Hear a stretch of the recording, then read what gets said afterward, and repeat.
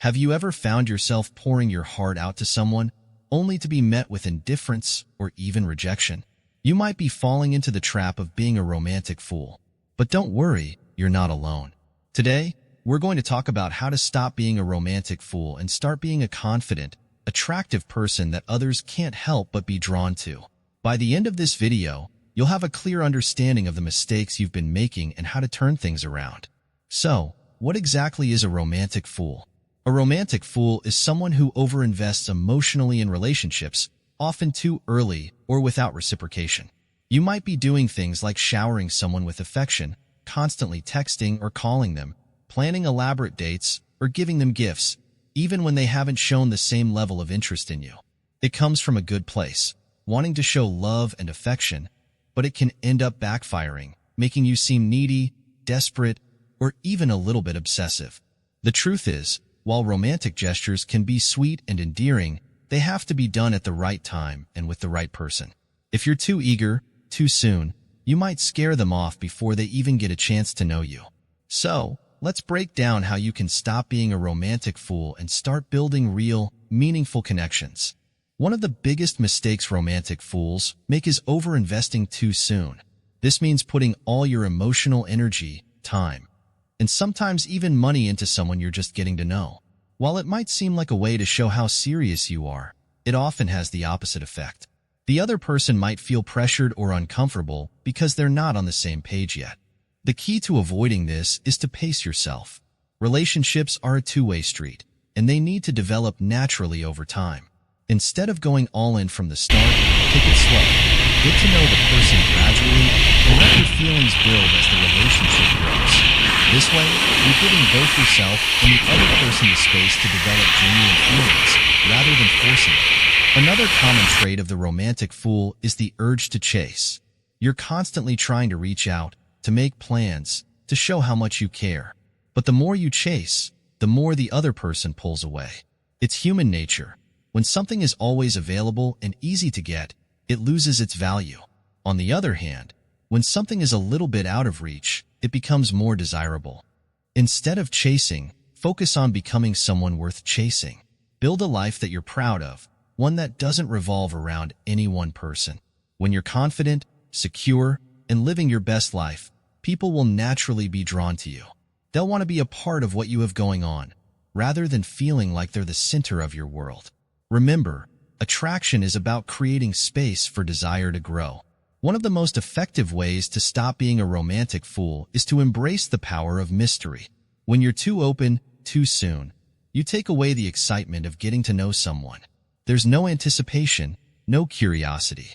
On the flip side, when you reveal just enough to keep things interesting, you create a sense of mystery that draws people in. Think of it like reading a good book. You don't want to know the entire plot in the first chapter. You want to be gradually drawn in, chapter by chapter, until you're fully invested in the story. The same goes for relationships. Let the other person peel back the layers of who you are over time, and you'll find that they become more and more interested in discovering what's beneath the surface. At the core of being a romantic fool is often a lack of self-worth. You might be seeking validation from others because you don't fully value yourself. This can lead to overcompensating in relationships, trying to win someone over with grand gestures or constant attention. But here's the thing. True confidence and attraction come from within. When you value yourself, others will value you too. Start by recognizing your own worth. Focus on your strengths, your achievements, and what makes you unique. When you truly believe that you have something valuable to offer, you won't feel the need to overdo it in relationships. You'll be able to take things at a natural pace, confident that the right person will appreciate you for who you are. Another important aspect of stopping the romantic fool behavior is learning to set boundaries and expectations. It's easy to get caught up in the idea of being the perfect partner, always putting the other person's needs first. But this can lead to resentment and burnout, especially if those efforts aren't reciprocated. Healthy relationships are built on mutual respect and understanding. Don't be afraid to communicate what you need and expect in a relationship. Whether it's how much time you spend together, how you handle communication, or what your long-term goals are, having these conversations early on can prevent misunderstandings and ensure that you're both on the same page. Remember, a relationship is a partnership, not a one-sided effort. Lastly, it's important to embrace realism over idealism.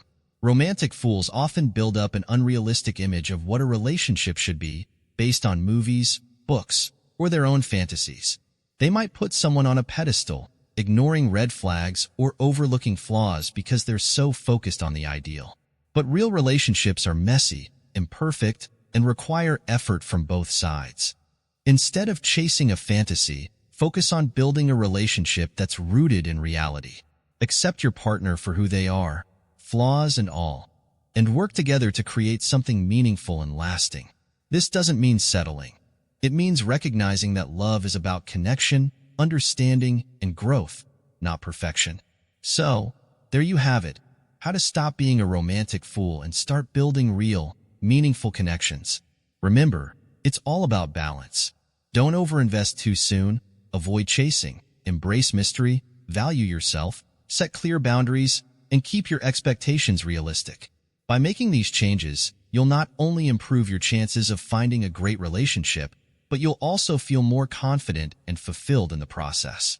If you found this video helpful, don't forget to hit that like button and subscribe for more insights on how to navigate the complex world of dating and relationships. And I'd love to hear from you. What's one thing you've done in the past that you realized was a romantic fool move? Share it in the comments below. Thanks for watching, and I'll see you in the next video.